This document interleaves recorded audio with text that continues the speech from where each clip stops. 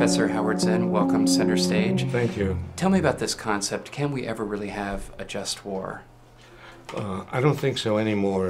If we ever could in the past, the technology of warfare has reached the point where war is always the indiscriminate killing of huge numbers of people.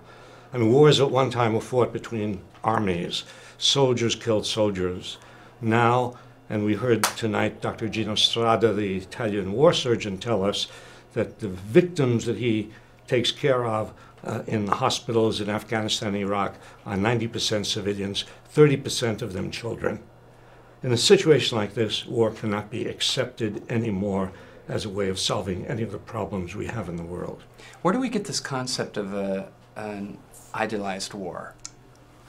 Well, you know, we get it from the teaching of generations and nationalism and the idea that nations have that, you know, when they go to war for good reasons, for liberty, for democracy.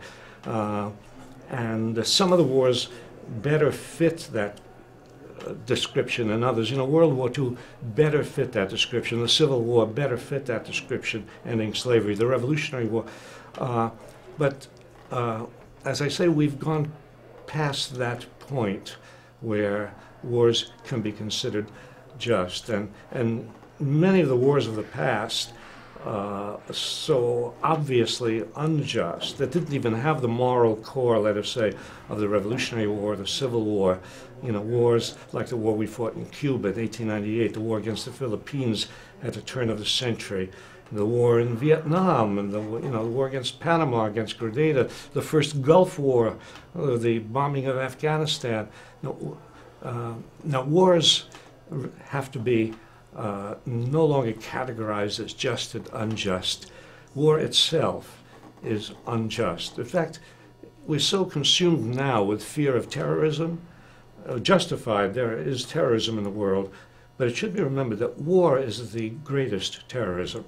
There's no human damage done by bands of terrorists like Al-Qaeda that can possibly match the human damage done by governments possessed of enormous weaponry.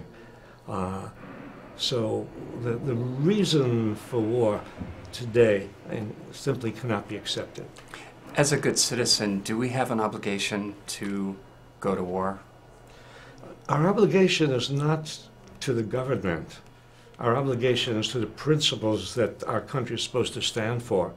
The government is an artificial creation. This is what the Declaration of Independence says. The Declaration of Independence says governments are set up by the people to achieve certain ends, an equal right to life, liberty, the pursuit of happiness. When governments become destructive of those ends, that's the language of the Declaration of Independence, when governments become destructive of those ends, it is the right of the people to alter or abolish the government. Obedience to government is the sign of a totalitarian state. Disobedience to government is a democratic act when that government is not fulfilling its obligation to care for life, liberty, and the pursuit of happiness. When we wage war against another country, do we in turn become that which we seek to destroy? I think we've seen that historically. That we start out being the good guys, and war corrupts everybody. We've seen it just now. War has corrupted our soldiers, just ordinary guys. Their minds become poisoned by the atmosphere of war, and soon they are killing innocent people, soon they are torturing people. War is poisonous to everybody who engages in it. Is it human nature to go to war?